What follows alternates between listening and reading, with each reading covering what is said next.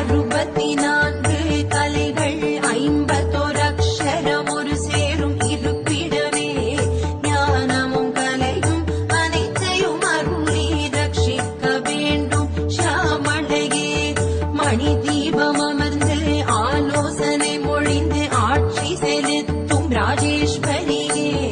ஞானமும் கலையும் அனைத்தையும் அருளி ரட்சிக்க வேண்டும் ஷாமளையே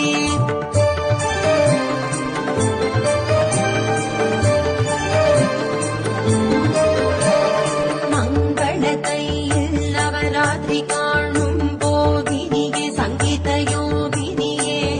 ஞானமும் கலையும் அனைத்தையும் அருளி ரட்சிக்க வேண்டும் ஷாமளையே ஸ்ரீ வித்யா மந்திர தந்திர யந்திர வடிவாய் சக்தி கொடுக்கும் சித்தேஸ்வரியே ஞானமும் கலையும் அனைத்தையும் அருளி ரட்சிக்க வேண்டும்